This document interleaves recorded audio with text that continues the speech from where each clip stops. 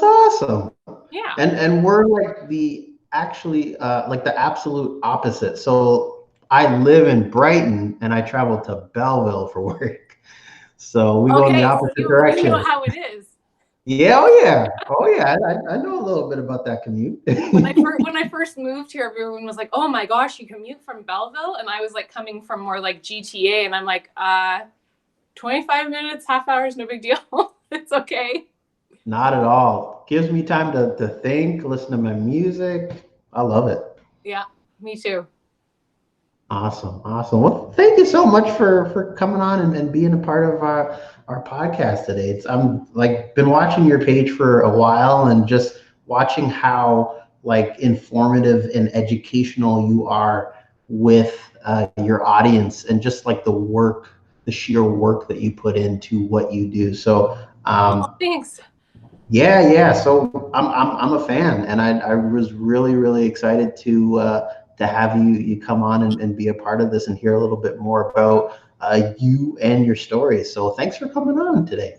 Yeah, I've never done this before, and actually, up until this whole quarantine started, I'd never really done videos before. So I'm very green with all this stuff. Well, I'll say this: you probably have the best background of anybody I've interviewed so far. So I mean, like the setup, it's seasoned. You appear seasoned You're at giving this. me an A plus, An A plus, absolutely. gold star. That's awesome. That's awesome. So I'm just gonna get right into it, and it's interesting because like people will come on these and ahead of time they'll say, oh, well, what type of questions are you gonna ask and whatnot, and I try to keep these conversations like as authentic as possible, and I find that like when you just kind of like ask people questions like just on the go as if you were in a meeting with them like in person, you get Right. like the most authentic answers. So that's kind of how I like to roll with it. Well, let's give it a go for sure. Fantastic. All right. Well, I'm going to go ahead and get you to just introduce yourself and tell us what you do and what you're up to right now. All right. So my name is Dr. Amanda May, and I am a chiropractor in Brighton.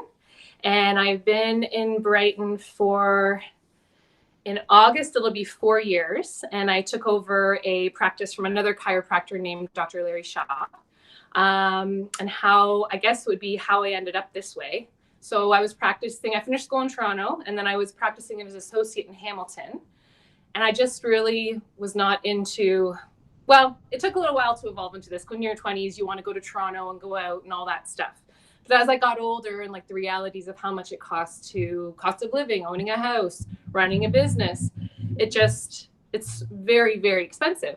And one of my friends, she's a chiropractor out in Belleville here. And she said, you should come out this way. There's not a lot of chiropractors who practice the way we do. And there's opportunity here and the population is growing. So that kind of got me interested in looking into the area. And about the time that she was mentioning this to me, I was also in her wedding party. So she lived in Belleville already. And just because I'm, was a bridesmaid, I had to come down here every now and then for all the things that bridesmaids do. So I got to kind of look at the area, and it's just such a great area. Then I connected with Larry, and he was looking to sell the practice. But at that point, I have no idea how to run a business. So I said, well, can I be an associate and then kind of transition into ownership? And he kind of said, yep, that's fine. And then it was 2 months before I was supposed to. Smart. Yeah. But wait. Then 2 months before I was supposed to start as an associate, he unfortunately had a stroke. So he wasn't able to practice anymore. So it was something where I either had to take it, all of it, this whole ownership thing, or it wouldn't exist. Wow. So I was kind of thrust into a kind of entrepreneurial ownership sort of role, which I'm thankful for, because I don't think I would have had the gumption, the confidence, whatever, at being at that age to like say, oh, I can run my own show. So it kind of pushed me out of my comfort zone into doing that kind of a thing. So yeah, I run a little chiropractic clinic in Brighton now.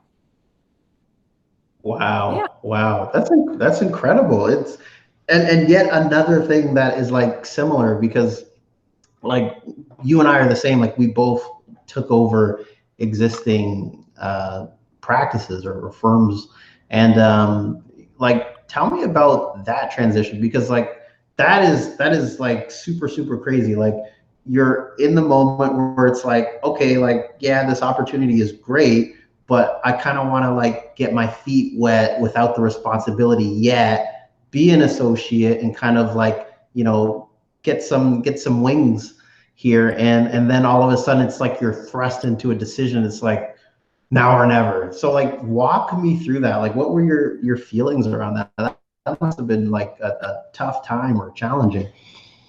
Yeah. So I think at that point I was thinking, well, I'm at that point I was 30, so I'm 30. If I mess it up, I can recover. That was like idea number one. I have age on my side. And otherwise, it was more how am I going to connect with these patients because I'm not Larry. We're not the same people. And often with chiropractors and healthcare people, they really connect with you as an individual. So fortunately, Larry was, talking about me to patients before I arrived, and he was kind of setting the foundation for, oh, there's going to be a new chiropractor here, and she's great, and her name is this and that and the other. So I think that really helped as well. The biggest thing I had to do when I took over was change all the operations around. Larry was an older gentleman. They didn't even have a debit machine. They didn't have a website. They didn't have an online booking. Like it was, the black sort of books that are from who knows when. So it was shifting everything over to be more modern, more technologically based, which is, I had never seen an office that didn't have a debit machine. So that was kind of the first step to try to implement things to make it more modern, more applicable to the public to use their debit, their credit, whatever it might be. Yeah. Wow. Wow. And like what was the time frame within how all of that transition took place? Like was it weeks? Was it months? Was it days? So he had the stroke and he had not been working for about 6 weeks. So one of his friends who was a chiropractor, he'd been filling in.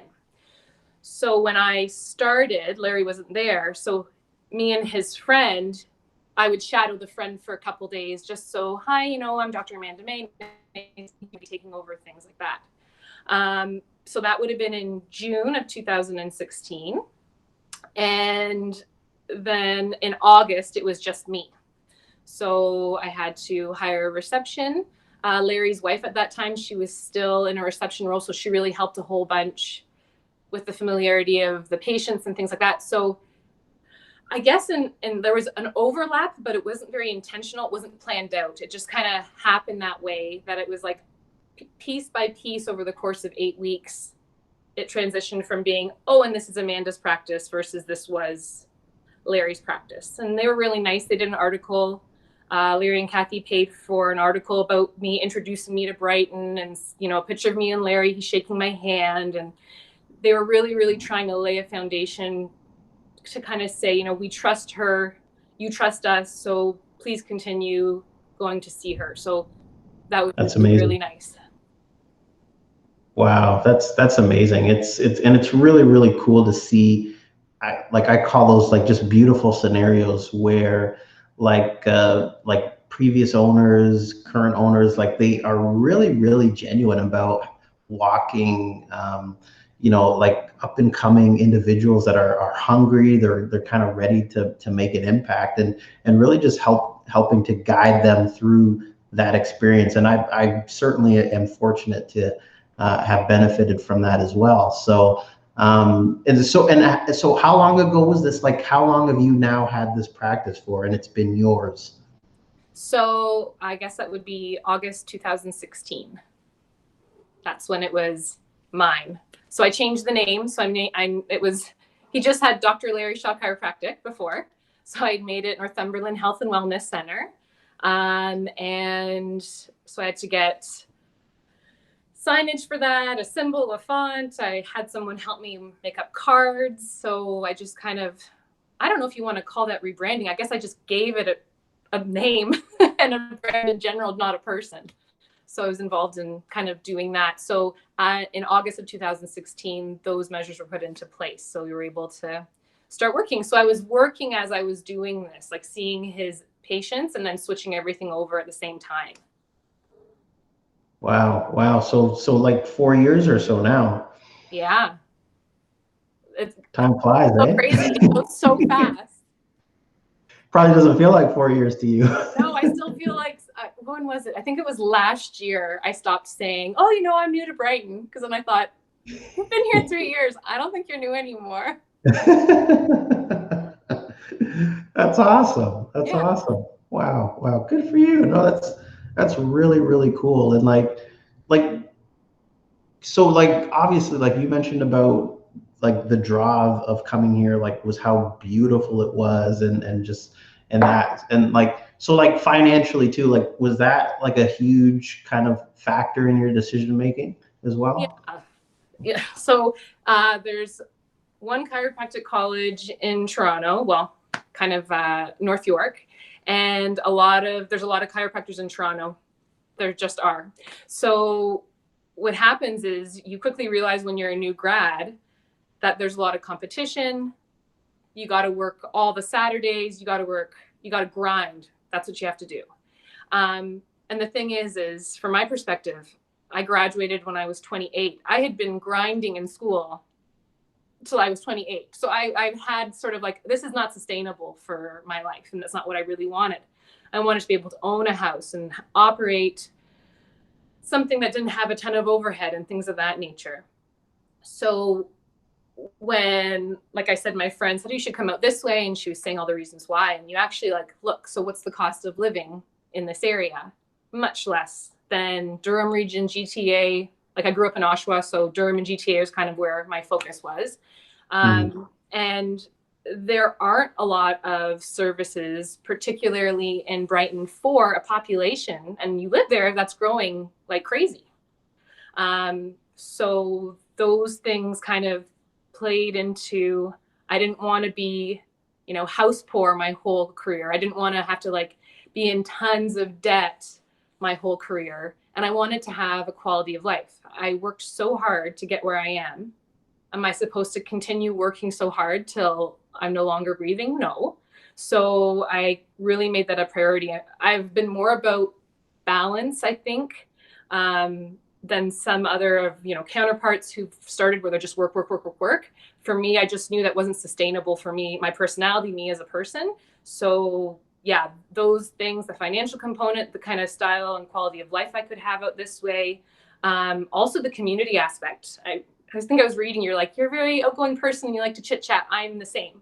So having my little practice in Brighton is so nice, my day to day. And I realize it now that I haven't been away from it for so long. It's like so nice just to like chat with someone and just to connect with them.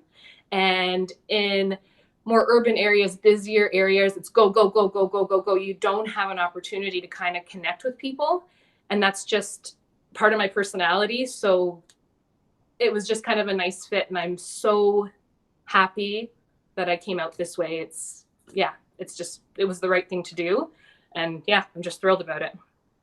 Wow, wow. So many things you just said there really, really resonated with me. Like, and it's funny too, because like people will look at me and they'll just think like, oh, he must be from the city. And the truth of the matter is, I grew up in Havelock, Ontario, north of 7. Mm-hmm. But I just really love what you said around, realizing early on, like this is like these are the priorities that are important to me, like not like just working to work and just grinding and there's no real like life in there. Like you have goals, you have dreams, you have visions, and like you're doing pretty good in my opinion. I mean, like Well, half of thank what you. you just said you wanted to accomplish, like you're doing it. So I'm super, super happy for you. But yeah, like it's funny because like I think there's like a group of young people that really just resonate with what you just said, like like getting out of the fast pace just go, go, go. And like, I'm so with that because, life is way too short. I love it. Just, I like long walks down like forbidden roads. Like, Right. Yeah. Exploring and nature and all that stuff, right? and Brighton is such a wonderful place to do that. So, and yeah, that's really, really cool. And so like with all of that, like, and owning your practice and that, like, I've seen obviously like a lot of content, and you just put out something the other day actually about some updates that just came down from the government, to do with your practice. So like, walk me through how this adjustment has been for you right now. Like there's so many different businesses dealing with different things. And one quote that that's really resonated with me is like, we're all in the same storm, but we're not all in the same boat. Oh, yeah. And so yeah, like maybe you can just talk from your experience so far, and what some things you're finding or learning during this time. Um, well, I personally, I'm learning how much I miss my patients for sure because I can't actually be there. With respect to measures that have to be put into place, um, there's been 4 provinces that have been able to reopen. So they're kind of setting the example about what chiropractic's going to look like. So the whole idea is that we have to create an environment that adheres to social distancing and, not so much in the way of proximity. So what I've had to do is I've had to order some plexiglass things for my reception area. And we're going to have lots of hand sanitizer. I've had to configure my office in a way that if someone's sitting in a certain spot, they're far enough a distance away from somebody. For me, I have to wear a mask. That's what I'm going to have to do. All the guidelines haven't actually come out yet for the Ontario chiropractic governing body, but we're just going based on what other provinces are doing and also what other healthcare facilities are doing. So it's kind of it's a struggle in that you want to have what you need for people to feel safe, but you don't want to have so many parameters in place that people feel unwelcome or scared, because Right. prevention is a good thing. It's good. We're not sick. Mhm. We're okay. We're preventing this from getting worse than it is. So it's trying to run a line between these are the preventative measures I'm putting in place so everyone is safe versus, I'm going to be in a hazmat suit and be scared, So it's trying to manage an environment where they understand that preventative measures are in place, but they're not scared of it. And that's, I guess, the challenge I'm sort of having. And I'm looking forward to when our governing body and the government of Ontario says, this is what you're going to do. So right now I'm just kind of planning and trying to prepare as best I can with a rough guide so that when I can start. Wow, wow. No, thank you. Thanks for sharing that. And you mentioned four provinces. Do you know what the four are? The four Um, different. don't quote me. I think I'm going to get 3 out of the 4 right. PEI, Okay. Saskatchewan, Okay. Alberta just started this week. Yeah. I think Manitoba. I think. Gotcha. Don't quote me if I'm in error. I apologize, but I'm pretty No sure. problem. Okay. No, no, no. I was just curious. No, thanks. Thanks. And it's wow. Like, I like literally as you were talking, I had like a thought of like you like talking to your grandkids about like how it was in like 2020, and like how us entrepreneurs like pulled together and like pulled through this thing. Like it's funny, like the amount of conversations I've had with people that like they went through like 2008 when the economy crashed, and how they like walked through their business and the stories they had to tell, and like we're going through like similar stuff like right now. And the sheer resilience of some people is phenomenal. And just what you said around like the precautions that you're taking like, and having that balance of not making people unwelcome, Yeah. but also like preventing? Because it's such a hard line to draw, right? Like, Yeah, definitely. yeah, And you need to, yeah, you just don't want, it's one of those things where there's a mental component to it as well, right? When this first came out in the media, frenzy, fear, fake news, all whatever, all those things. So it's really hard for the public to distill what's reality and what real numbers are and things like that. So on some of the things I've posted are like, check out the appropriate, like the Quinte Health or the Hastings, whatever. Those are real facts. That's real information. To try to, it's okay to be concerned. This is something to be concerned about. It's just trying to mitigate and minimize some of the hysteria or fear. Like fear is an awful thing. It just stops in your tracks. So it's just, how do you navigate in a safe way for the benefit of all of us? And then with respect to resilience for businesses, I find that I understand the why as to why I can't be at work, and the why is way more important than any monetary loss that I'm experiencing. So I can really rationalize it. I mean, it doesn't feel great. I want to be at work. You want to be succeeding. You got to make a living. But it's so important. And I'm a healthcare person. So if I were to, think, oh, pish posh, whatever, that's not good. So I'm really big on this is what has to be done. And that's what kind of carries me through mentally, trying to like just ride this out day by day. This too shall pass, those kinds of things. Because it isn't easy. And we all feel crummy sometimes, but you have to do this right now. yeah, no, certainly not an easy thing, and certainly something at the same time we have to do. Like, and just out of curiosity too, like, do you have like people that you can kind of bang ideas off of, like in the professional world, like as far as like what you do? Like, do you have like some sort of like a mentorship or support system like within your industry? Is So the Canadian Chiropractic Association has a Facebook platform that's been very, Mhm. very, very, very busy the past 2 months since this all happened. And they have Okay. really stepped up with like letting everyone know what's going on. And also in reading it, I'm finding that, you got chiropractors from different areas are saying, this is what I'm doing. What are your thoughts? Or do you think we should do this? So it kind of creates an area of information for us, especially in Ontario, and we don't know what all of the measures and parameters are going to be for us. So there's definitely that.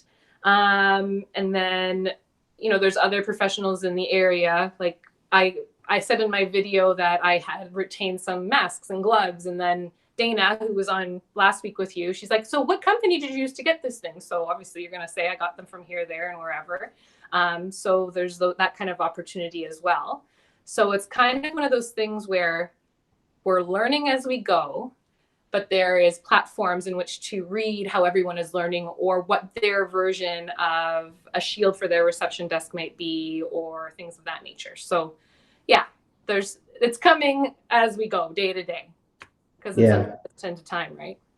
No, absolutely. I mean, and to your point, to some degree, I think we're all kind of just navigating through this with no real certainty of what it's going to look like on the other side, but definitely good, and glad to hear that you have, support professionally during this time. I think it's a benefit to anybody running any type of business to kind of have other eyes to kind of look and give ideas and feedback. I certainly benefit from that. Yeah, so A lot of my friends, they're chiropractors, so even informally we'll text and be like, so what's your office going to do, or what's going on here, or like what did you read here, or what did you there, and that kind of is supporting as well, right? yeah, it's so good to have. Glad that you have that working with you as well. Um, this just came to my mind, and I'm really curious to hear your answer because it's different for everybody. But like, especially like during a time like now, like one thing that's really resonated with me is like coming back to like your why, and like, why did I get into this in the first place? Because like when things get tough, like it's really you really have to go back and really kind of just dig up like that initial, like just pure love for the game or whatever it is that really Right. drew you in. So like when I say like business owner, like what's the first word that comes to your head? What business owner? Yeah. First word that comes, it sounds silly, but freedom and independence. Love it. Yeah. Love So it. yeah, I mean, it comes with stressors because you're not controlling it and it's on you. And that comes with some negatives, but I'd rather, like I said, with the schedule, what I do is I work Monday, Tuesday, I take Wednesdays off, I work Thursday, Friday, because that's what I want to do. And that makes me happy. So that's what I do. Whereas if I was working under someone else, they'd be like, well, no, you got to do this and you got to do that. And yeah, that's what I think of. And it does come, like you said, with the stresses of, trying to, it's different than someone who has a pension and benefits and all the rest of it. But the freedom and independence is great. That's awesome. Yeah. Love that answer. Love that answer. And like, what would you say, like if you had to wrap it up in a few sentences, like what would you say is your why? Okay. So I have, like, my big why is why I'm a chiropractor, because being a chiropractor then led to business ownership. Um, Gotcha. the big why for being a chiropractor is, in a few sentences. Can I tell a story and then I'll give a few sentences? Absolutely. Absolutely. Absolutely. Okay. So when I was a teenager, I woke up one morning and I had like crazy jaw pain on my one side of my mouth. And this went on for like a number of years, and I had been to dentists and all the rest of it, and really invasive things and things that would have been really costly if my parents hadn't had benefits and all that. And then just by fluke, we were at a barbecue, and I guess I'm like 18 now, and my mom's talking about, oh, Amanda's jaw, and like, you're 18, you're like, Mom, shut up, don't talk to people about my jaw. And she happened to be talking to someone who had recently become a chiropractor, and the woman was like, well, why, she can just come and see me, like, might as well give it a go, it's not going to cause any harm, the worst thing that's going to happen is nothing at all. So then I went to her, and within a month, after about 2.5, 3 years of dental stuff, I had a decrease in pain. The symptoms were pretty much gone. And I thought that was incredible. So it was like the least invasive, most cost effective, because not nearly as expensive as dental appliances and all that stuff. And it helped so much. So that kind of is what got me interested in it. So that's when I was, I guess, yeah, a teenager. And then as I kind of went into university and everything, and just, my personality about being more of a people person, and I knew I would never be able to be at a desk 8 hours a day. I knew that for sure. So when the time came and I was wrapping up university, I thought, okay, well, maybe I'll try chiropractic. I don't think I'll get in. There's so few schools. And then I ended up getting in. So that's kind of my why. I just had a really good personal experience, and my personality and what I like to be around is people. So it's really nice to be able to help them going through that, whatever it may be, whatever pain, discomfort, all that stuff. Right. Wow. That's awesome. Thank you for sharing that. That's incredible. And Yeah. like if I was to like summarize that, like and just correct me if I'm not like it sounds like you were helped in such a spectacular way, therefore you want other people to gain that same help. Yeah, definitely. And then just combined with my personality and kind of what I knew I didn't want. I knew I didn't want to be at a desk all the time. And I always knew I wanted to like work with people. So, when I was a kid, I wanted to be a teacher, or when I was a kid, I wanted to be a doctor. And well, I kind of became one, which is kind of weird, but that's what happened. So yeah, I kind of always had wanted to work with people and not at a desk. So that experience combined with those sort of things I knew about myself and some luck, because things happen in weird ways, got me to be here. That's awesome. That's awesome. It's funny how you ended that with luck, because one thing that you said that what you just said around it's on you but you can't control it. There is a lot to unpack there. Like so much, like the fact that, like the practice is on you. You are responsible for, leading the charge. And at the exact same time, there's so much that is like beyond your control. Like, how do you balance, like just your thinking and mental health around, it's on me, and at the same time, I have no control over what happens. So sometimes not great. Sometimes I have a freak out or need to like take a beat and just assess a little bit. I think one of the big things is I'm very, very strong in my morals and ethics and how I want to treat other people. And I will not compromise. Like, I just won't. I won't compromise in the least. So I think that's kind of the concept I have, that when things are brought to my attention that may be negative, is that I hang on to that, and that really helps me when I have to deal with more challenging things. So things being out of my control. Maybe there's somebody who's not happy with something that happened at the office, or maybe there's a competitor that came into the area. I can't control those things. I can control how I respond. So a really good example is last year, a chiropractor from Campbellford, she came down and purchased a massage clinic. So she's about my age. We went to the same school. She is a couple of years ahead of me in her career. So, someone might say like, oh no, now you have a big competition, yada, yada, yada. But I just make the decision that I'm not going to go down that road. I wanted to connect with her and like have a coffee and just say, hi, welcome to the area. And what are you about? And I even told her when we met, I'm like, I'm not into, being super competitive. There's a lot of patients. We're different people. Some people are going to be more suited to you, some people more suited to me. And I'd rather just do that instead. So it's mainly how I control myself when the uncontrollable happens. Wow. And that is such a wise statement. Like, the response, it kind of makes me think of that saying, like, it's like, you know 90 or 10% is like what happens to you, and like the other 90% is like what you do about it. Like, it just like that, just that's such a great attitude to have. And like, I don't know how people really approach it otherwise, because there I is think, literally I think so it's much like, yeah, it's like, outside of your control. sorry.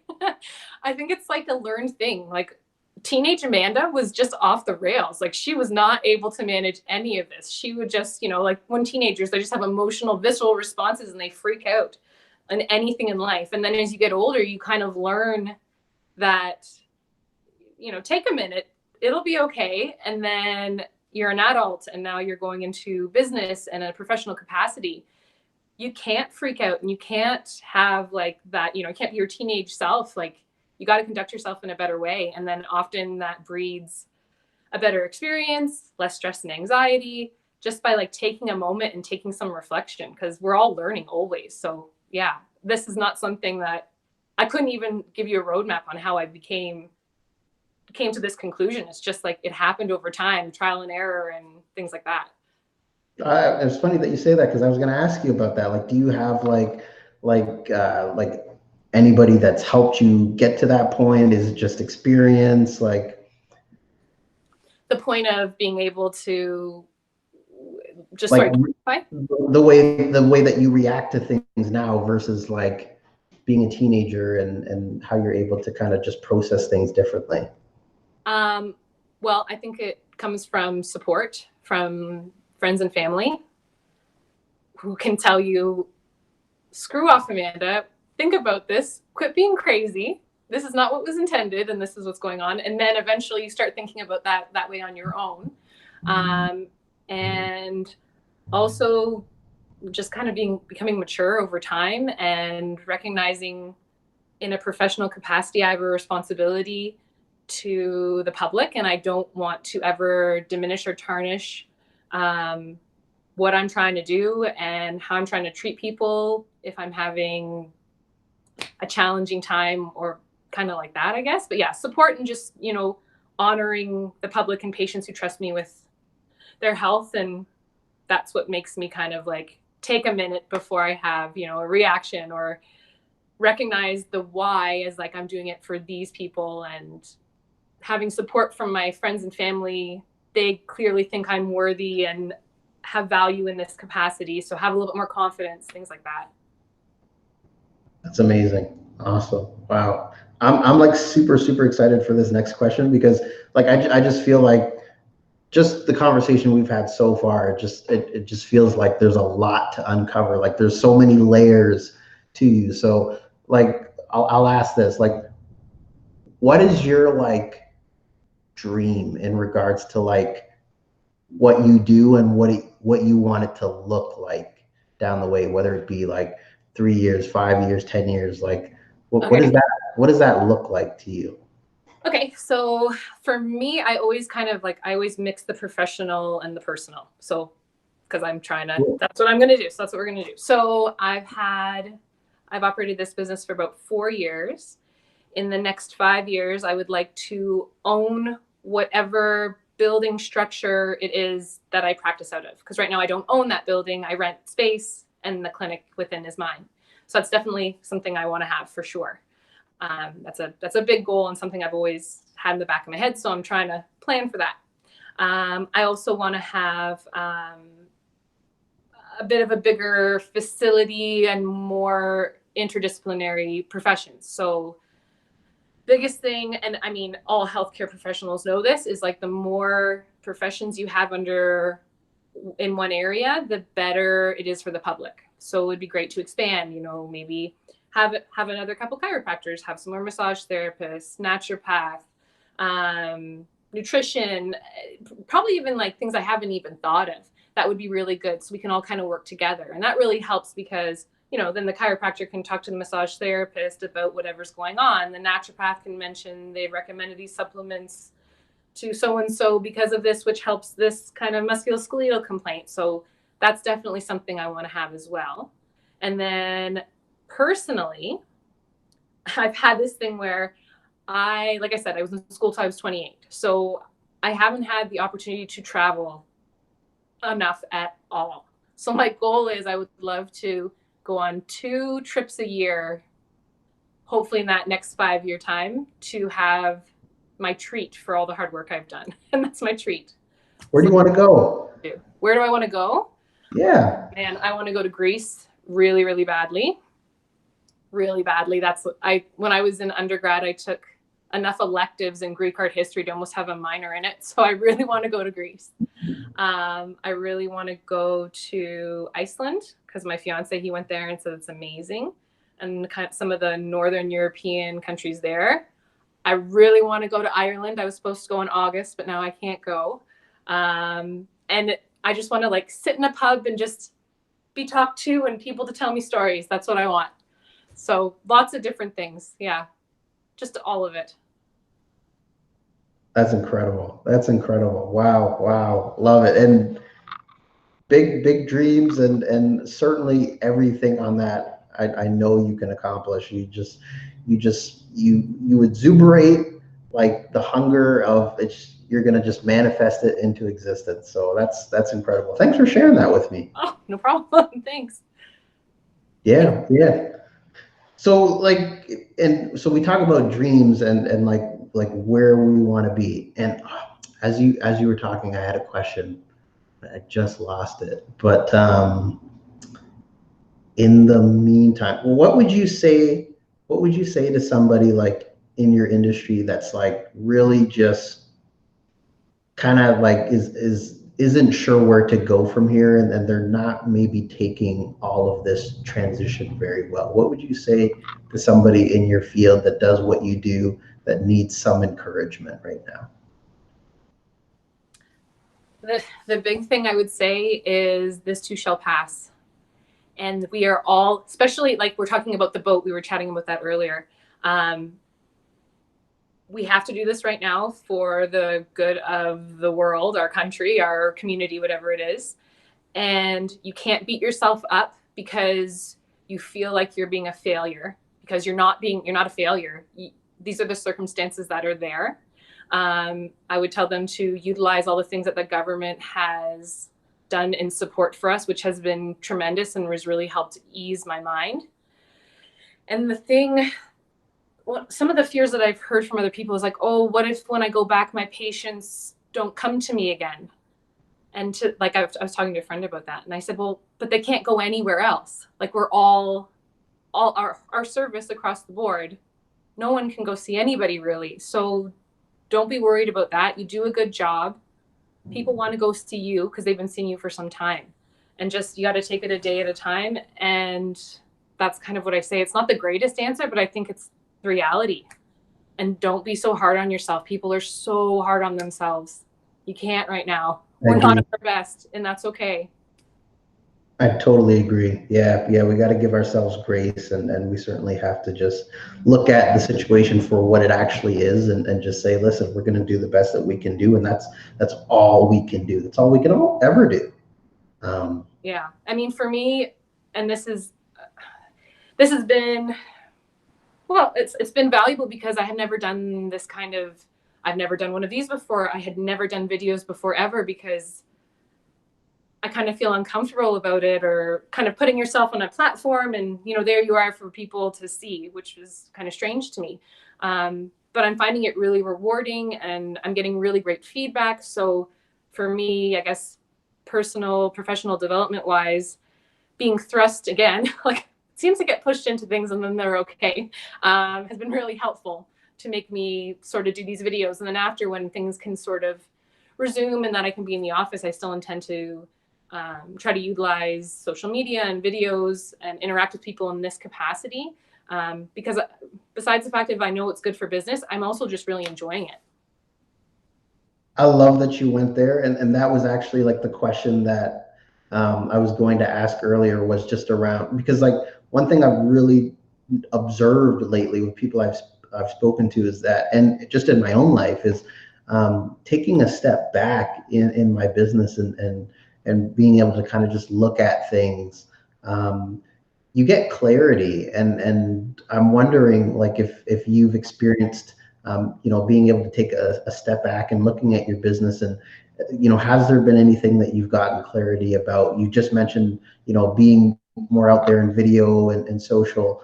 I wonder if there's other things that you could speak to that you've gotten clarity on, or maybe I'll change this, or maybe this might look different afterwards. Yeah, I think this has given me more time to think about how I'm going to achieve those goals, where you just said, where do you want to be 3 to 5 years? Because I can say, I want to own the building I practice out of. Well, how are you going to do that? So now this is giving me the opportunity to be like, okay, so how would you do that? What kind of timeline would you be looking for? What kind of space would you be looking for? Or you want to have more people in your facility over time. So when might you want to do that? Or who might those people be? What kind of like making that want and need more concrete. So on operations, how am I going to do that? And that's what this time has done for me. Wow, that's awesome. Those are all like real things. Like, I definitely resonate with like the operations, and like, one thing that you said that really resonated was like, okay, this is my goal, but like, how do I get there? So like, what are the practical, like, intentional steps that I'm going to take? And one thing that's been like my mantra for this year, 2020, is like, execute. So like, any idea I've ever had, anything that I thought, oh, this would be cool, or and if I have the means to make it happen, like, I've just been executing on just about everything that's like been in the back of my head. It's like 2020, like, no excuses. Like, we're just executing on, and just seeing where it goes. But to your point, like, enjoying it. Like, I'm having so much fun doing these. Like, I'm really, really uplifted by our conversation today. And I'm going to give you some big encouragement at the end, but like, I'm just so uplifted by these experiences. And like, I truly believe that like right now I'm supposed to be reaching out and just having like meaningful conversations with people, and hearing their story, because I think it's like like just people you've never met, but they're in your backyard, and it's like they have a story, and they're like really cool, like you're really cool, and I just yeah, it's that's Maybe not now. but yeah, I'm really enjoying it. So it's yeah, it's great. And you know what? I just want to give a big encouragement to you as well. Like again, with everything that you're doing on social media, who you are as a person with your business, I just want to encourage you to keep going and doing what you're doing. I think it's phenomenal. I think you're really good at being your authentic self online, and it resonates. It really does resonate with people. So I just really want to encourage you with that, and Aw, keep it coming. Keep it thank you coming. so much. That really means a lot. Thank you. What are some things that you want the community to know right now? What do you for think getting people for need? getting through this time. 100%. Okay. Um, be easy on yourself.